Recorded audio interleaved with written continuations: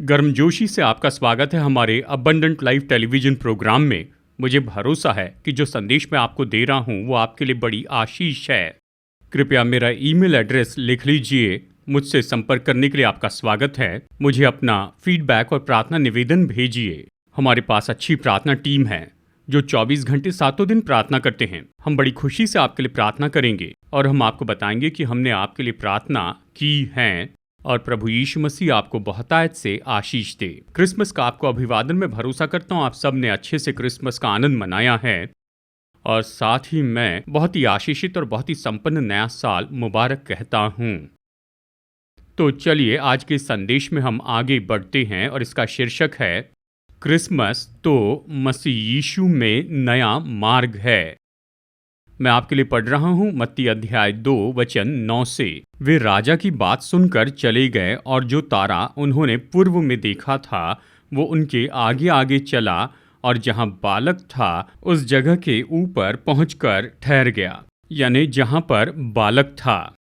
देखिए ये तारा था जो प्रकट हुआ था आसमान में। देखिए ज्योतिष विद्या के अनुसार इस तरह का कोई भी तारा नहीं है और ये तो केवल परमेश्वर का महान ऐसा काम था कि वो तारा प्रकट हुआ था, खास करके उन मजूसियों की यीशु मसीह की ओर आने में अगुवाई करे। और जब वो यीशु से मिले तो वो नए मार्ग से वापस चले गए। मैं आपको ये बताऊंगा। जिन सब लोगों ने यीशु के जन्म के समय उसे देखा, जब वो वापस गए तो वो अलग मार्ग से चले गए। वो नए मार्ग से चले गए। और साथ ही सुसमाचार में यीशु ने जिनसे भी मुलाकात की या जो कोई भी यीशु से मिला, वो सब यीशु जो मसीहा जो उद्धारक था उसके द्वारा इस तरह से प्रभावित हुए कि वो सब नए मार्ग से चले गए। तो चलिए अब प्रेरितों के काम में देखते हैं। जिन्होंने भी यीशु से मुलाकात की वो नए मार्ग से चले गए। अब इसमें प्रेरित पौलुस को ही देखिए। जब वो दमिश्क के मार्ग पर यीशु मसीह से मिलता है तो वो नए मार्ग से चला गया। तब से लेकर अब तक प्यारे दोस्तों, हर एक व्यक्ति जो भी यीशु से मुलाकात करता है उनके कामों में निश्चय बदलाव होता है। वो तो नए मार्ग से चले गए। प्यारे दोस्तों, इस क्रिसमस के समय आइए बात करें यीशु मसीह में नए मार्ग के बारे में। हम सब बहुत ही सुंदर तारा लटकाते हैं हमारे घर के सामने में, पर वो तारा तो पेपर से बना है, वो कुछ नहीं करता है। लेकिन हमें एक तारे के बारे में सोचना है जो हमें यीशु मसीह के पास लेकर जाता है और मैं आपको बताऊंगा कि ये तारा क्या है। लेकिन बात तो यही है कि क्रिसमस तो नई दिशा की ओर का बदलाव है। प्रभु के अनुग्रह से हम सब ने उद्धार पाया है। जिस पल से हमने उद्धार पाया है तब से अब तक हम सब नए मार्ग में चल रहे हैं। हमारे मसीह जीवन के बहुत से अलग अलग दृष्टिकोणों में चल रहे हैं और हमारी सेवकाई जिसके लिए परमेश्वर ने हम पर विश्वास किया है। लेकिन प्यारे दोस्तों, जब हम परमेश्वर का वचन देखते हैं इसमें हमेशा ज्यादा जगह होती है कि हम इस नए मार्ग में चल सके। ऐसे बहुत से दूसरे क्षेत्र हैं कि हमें इस नए मार्ग में चलना चाहिए परमेश्वर के वचन के अनुसार। इस संदेश में मैं आपको उस नए मार्ग के 3 दृष्टिकोण बताऊंगा। लेकिन ये तारा क्या है जो हमें निरंतर प्रभु यीशु मसीह की ओर लेकर जाता है? अब हमारे पास कोई तारा नहीं है, लेकिन हमारे पास तो पवित्र आत्मा है। पवित्र आत्मा सारे सत्य में हमारी अगुवाई करता है। वो यीशु की बातों को लेकर उन्हें हमें सिखाता है और हमारी मदद करता है कि हम यीशु के मार्गों में चले, जो कि हमेशा एक नया मार्ग है। पवित्र आत्मा को सबसे ज्यादा महत्व दीजिए अपने जीवन में, अपने चर्च में, अपनी सेवकाई में। जितना ज्यादा हम महत्व पिता को देते हैं, जितना ज्यादा हम महत्व पुत्र यीशु मसीह को देते हैं, उतना ही महत्व हमें पवित्र आत्मा को देना है, क्योंकि वही तो काम करने वाली शक्ति है, क्रियाशील शक्ति है मसीह जीवन की और मसीह सेवकाई की।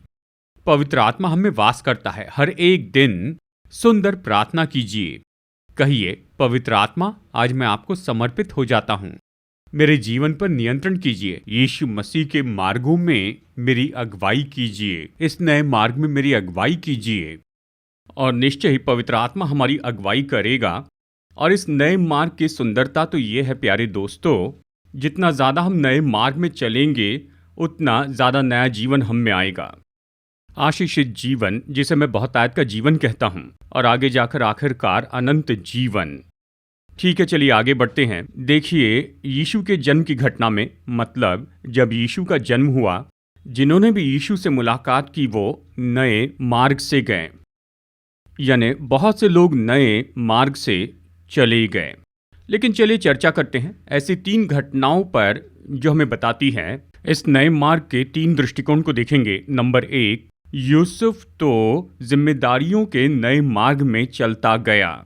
मैं पढ़ रहा हूँ मत्ती अध्याय 1 वचन 24 और वचन 25। तब यूसुफ नींद से जागकर प्रभु के दूत की आज्ञा के अनुसार अपनी पत्नी को अपने यहाँ ले गया, और जब तक वो पुत्र न जनी तब तक वो उसके पास न गया, और उसने उसका नाम यीशु रखा।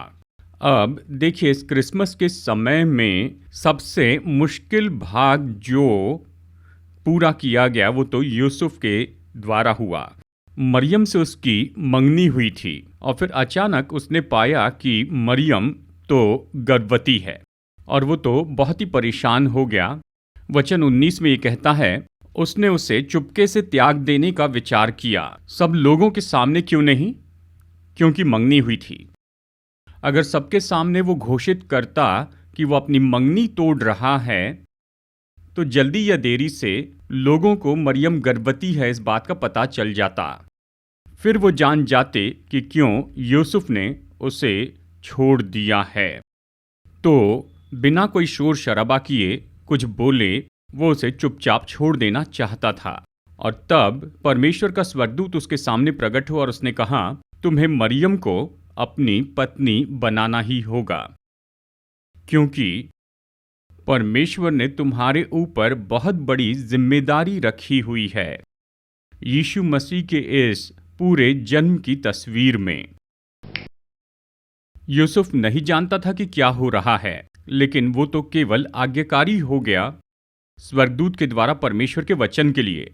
और फिर परमेश्वर का वचन कहता है, यूसुफ ने मरियम को अपनी पत्नी के रूप में लिया। देखिए कितनी महान सुरक्षा है। हालांकि वो तो उसकी पत्नी नहीं थी, और हालांकि उसके गर्भ में जो बालक था वो उसका बेटा नहीं था, उसने मरियम को अपनी पत्नी के रूप में लिया। क्यों?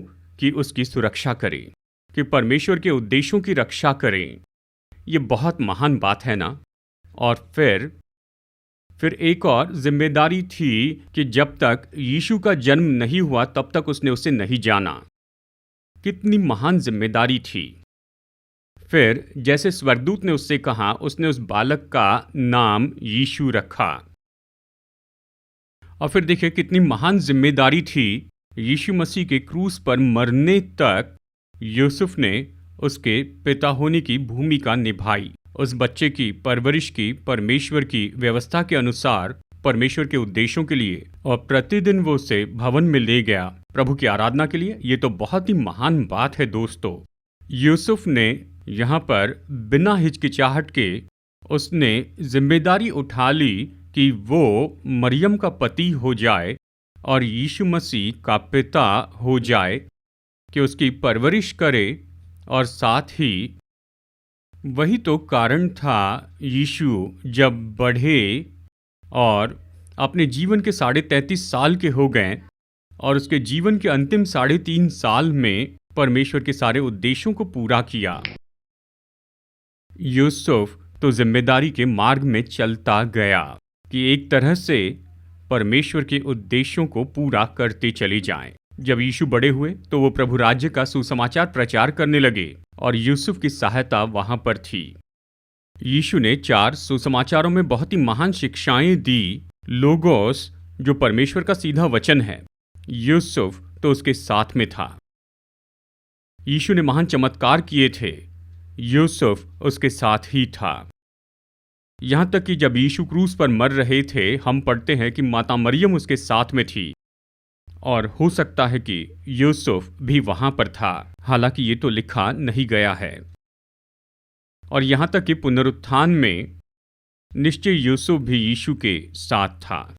एक वाक्य में यूसुफ ने बहुत बड़ी भूमिका निभाई पूरे मानव जाति के उद्धार के लिए। उसने मसीहा यीशु मसीह के लिए जिम्मेदारी उठाई उसके द्वारा। प्यारे दोस्तों, आज हम यहाँ क्या सीखते हैं?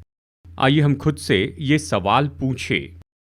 पूरे संसार को यीशु को देने के लिए हम कौन सी भूमिका निभा रहे हैं? यीशु के बारे में हम किस तरह की जिम्मेदारियों को ले रहे हैं? यूसुफ ने अपना काम किया, शुरू के प्रेरितों ने अपना काम किया, इतनी सदियों में परमेश्वर के दासों ने अपनी भूमिका निभाई। अब ये हमारी बारी है। यूसुफ ने यहाँ पर अपनी जिम्मेदारी उठाई थी।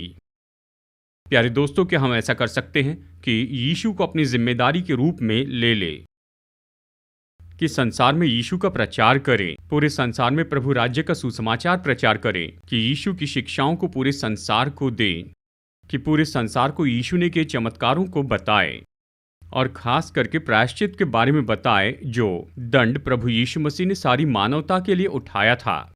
उद्धार जो है, आइए संसार में प्रचार करें उसके पुनरुत्थान को, और हमारे स्थानिक चर्च में हमारी जिम्मेदारियों को ले अवश्य ही। जैसे मैं देखता हूं कि केवल कुछ ही लोग स्थानिक चर्च में काम करते हैं, बाकी सब आकर उपस्थित होकर चले जाते हैं। वो तो चर्च में एक मेहमान के जैसे आते हैं नहीं, हम सदस्य हैं। आप मसीह यीशु की देह के अंग हैं। पवित्र आत्मा ने आपको एक आत्मिक वरदान दिया है। उस आत्मिक वरदान को हमें पहचानना है, उसका उपयोग करना है, ताकि उन्नति हो और साथ ही स्थानिक चर्च की आत्मिक उन्नति होती जाए। लेकिन मैं आपको एक जिम्मेदारी बताना चाहता हूं जो यीशु ने शुरू के प्रेरितों को दी थी, और वो जिम्मेदारी ये है कि यीशु ने कहा कि तुम तो पृथ्वी के नमक हो। मैं आपके लिए वचन पढ़ रहा हूं, मत्ती अध्याय 5 वचन 13। तुम पृथ्वी के नमक हो, परंतु यदि नमक का स्वाद बिगड़ जाए तो फिर वो किस वस्तु से नमकीन किया जाएगा? फिर वो किसी काम का नहीं, केवल इसके लिए कि बाहर फेंका जाए और मनुष्यों के पैरों तले रौंदा जाए।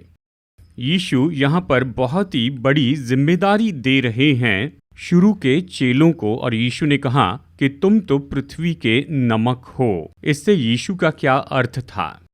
प्यारे दोस्तों, किसी खास वचन का संदर्भ ही उसका अर्थ बताता है। तो यहाँ संदर्भ क्या है? संदर्भ है यीशु तो पहाड़ी उपदेश प्रचार कर रहे थे। मत्ती अध्याय 5, अध्याय 6 और अध्याय 7। पहाड़ी उपदेश में वो उन्हें सिखा रहे थे, व्यवस्था और परमेश्वर के राज्य की आज्ञाएं सिखाई। और यहाँ पर यीशु खास करके ये कहते हैं, तुम मेरी आज्ञाओं को मानते जाओ, तुम मेरी शिक्षाओं को मानते जाओ और संसार के सामने आदर्श बनो पृथ्वी के नमक के रूप में। ये तो अद्भुत है ना? हमें मसीह चर्च के नाते यीशु की शिक्षाओं का अनुकरण करना है और संसार को दिखाए कि जीवन में किस नमक की जरूरत है। नमक क्या करता है? नमक स्वाद देता है। नमक तो भोजन को स्वाद देता है। दोस्तों, कितनी महान शिक्षा है। यीशु कह रहे हैं, मेरी आज्ञाओं को मानो और अपने जीवन को बहुत ही स्वादिष्ट बनाओ, जीने लायक, आशीषित, और संसार को दिखाओ।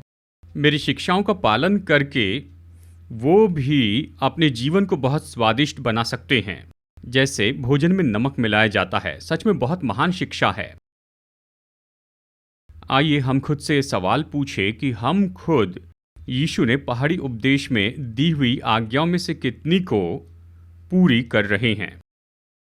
पहाड़ी उपदेश की सुंदरता क्या है? यीशु ने यूहन्ना अध्याय 6:63 में कहा, जो बातें मैंने तुमसे कही है वे जीवन हैं इसे कभी मत भूलिए।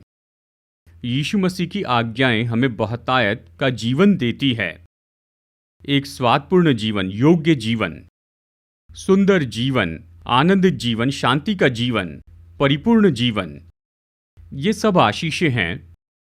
यीशु इसी स्वाद के बारे में कह रहे हैं। और यीशु का वचन 400 समाचार में है, ये तो स्वर्ग में हमें अनंत जीवन देता है। बस यही यीशु ने बिल्कुल ऐसे ही तो कहा है। आप पृथ्वी के नमक हैं, पहले उद्धार पाए और फिर मेरी शिक्षाओं का पालन करें और आप अपना जीवन बहुत स्वादिष्ट बनाएंगे, केवल इस संसार में नहीं, लेकिन आखिरकार जब स्वर्ग में जाएंगे ये और ज़्यादा स्वादिष्ट होगा।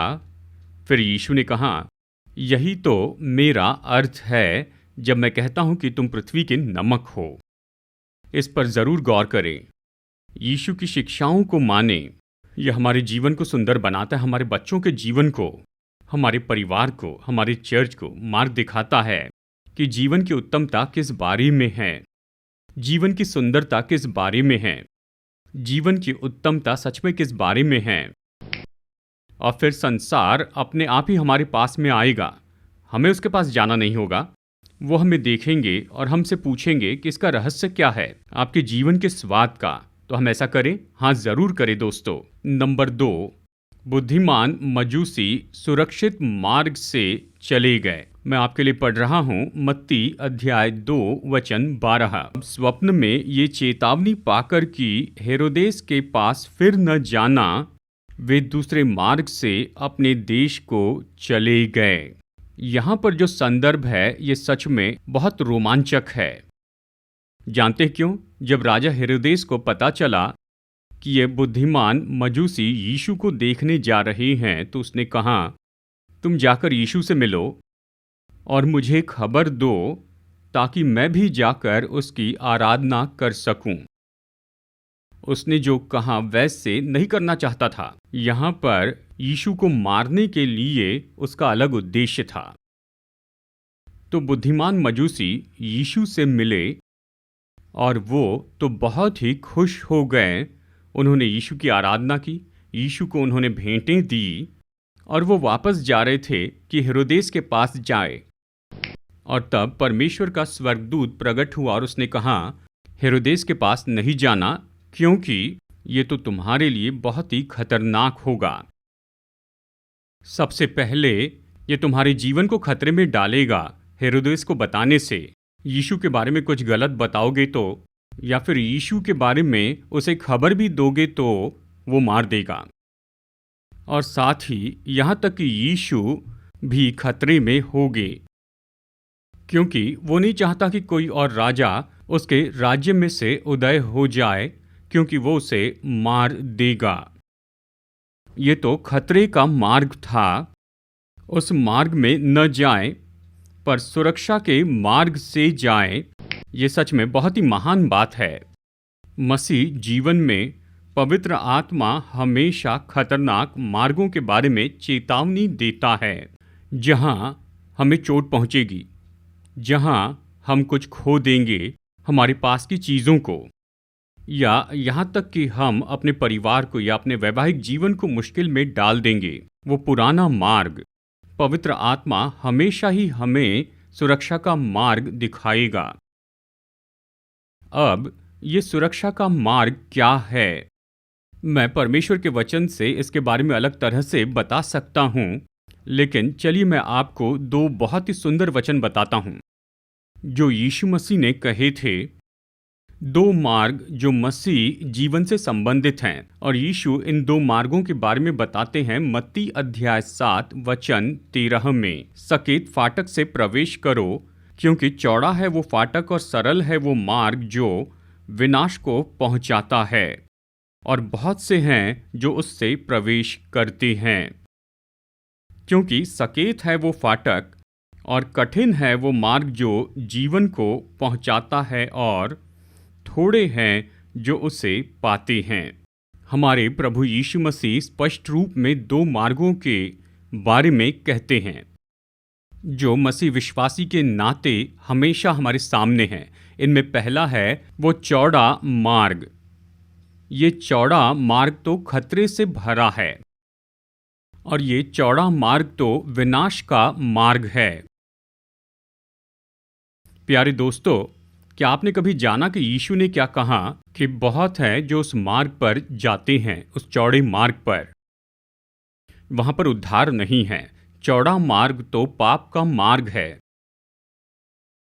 पाप तो हमेशा लेकर आता है बहुत सी मुश्किलों को, समस्याओं को, बंधनों को। चाहे कोई भी पाप कहें, चाहे कोई भी पाप हो, शराब पीना, व्यभिचार करना, जुआ खेलना, धोखा देना, भ्रष्टाचार। देखिए, हर एक पाप तो एक बंधन है। ये तो दर्द और दुख उठाना है। ये विनाश की ओर ले जाता है। ये चौड़ा मार्ग है। फिर बाइबल मूर्खता के मार्ग के बारे में भी कहती है। जीवन में गलत निर्णय लेना। बहुत से लोगों ने गलत निर्णय लिया है उद्धार पाने के बाद भी। वो गलत मार्ग पर गए, गलत निर्णय लिया, प्रभु वचन के विरुद्ध में अपना परिवार नाश कर दिया, वैवाहिक जीवन नाश किया, अपना उद्धार बर्बाद कर दिया, आत्मिक जीवन बर्बाद किया, नैतिकता का जीवन भी, और ये सब। और फिर संसार का ये चौड़ा मार्ग है। संसार में बहुत सी अच्छी चीजें हैं जिनका हमें आनंद उठाना है, लेकिन बहुत सी फालतू चीजें भी हैं। ऐसे मार्ग जो परमेश्वर के वचन के विरुद्ध में हैं, परमेश्वर के वचन की आज्ञाओं के विरुद्ध में, बहुत से उस मार्ग में चलते हैं और अपना जीवन नाश करते हैं। फिर देखिए, नामधारी होने का मार्ग, ये चौड़ा मार्ग है। बहुत से मसीह लोग नहीं जानते कि उद्धार क्या है, आत्मिक जीवन क्या है, मसीह जीवन क्या है। बहुत ही नामधारी रहते हैं। चर्च में आते हैं, अपना काम करते हैं, जाते हैं और जैसे चाहे वैसे जीते हैं। ये चौड़ा मार्ग है जो विनाश की ओर लेकर जाता है। और फिर झूठी शिक्षाओं का ये गलत मार्ग है। आज तो टीवी पर बहुत से लोग आते हैं और ऐसी बातें सिखाते हैं जो प्रभु यीशु के सुसमाचार के विरुद्ध में हैं। नए नियम की मसीहत, क्रिस्टोसेंट्रिक सेवकाई और प्रचार, ये तो निश्चय ही विनाश की ओर ले जाता है। सावधान हो जाइए दोस्तों। चौड़ा मार्ग तो खतरनाक मार्ग है, लेकिन सकरे मार्ग में चलिए जो कि उद्धार का मार्ग है। और ये तो यीशु मसीह की आज्ञाओं को पूरा करना है। ये तो परमेश्वर की इच्छा को पूरी करना है। यही तो मसीह सेवकाई को पूरी करने का मार्ग है। यही तो अनंत जीवन के लिए तैयारी करने का मार्ग है। परमेश्वर के वचन के अनुसार सकरा मार्ग तो मुश्किल है, ये कठिन है, लेकिन पवित्र आत्मा मदद करेगा। बात तो यही है। जब हम यीशु की आज्ञाओं में चलेंगे तो इस पृथ्वी पर अच्छा जीवन पाएंगे। और जब हम उद्धार के बाद परमेश्वर के वचन के अनुसार चलते हैं तो हम एक दिन स्वर्ग में अनंत जीवन पाएंगे। यही तो सकरा मार्ग है। तो हम क्या कह रहे हैं? बुद्धिमान मजूसी सुरक्षा के मार्ग में चले, और सुरक्षा का मार्ग तो सकरा मार्ग है। इसे आप कभी भी मत भूलिए। और तीसरी बात, मरियम और यूसुफ तो प्रतिज्ञा के नए मार्ग में चले। मत्ती अध्याय 2 वचन 21। वो उठा और बालक और उसकी माता को साथ लेकर इस्राएल के देश में आया।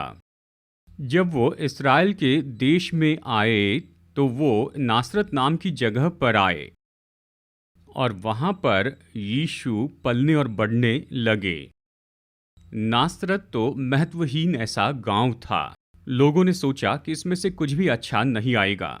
और ऐसा हुआ कि फिलिपुस ने नतनएल को मिलकर ये कहा, आकर उस मसीहा को देख जो नासरत में है। तब नतनएल ने कहा, क्या नासरत में से कोई भली वस्तु आई है?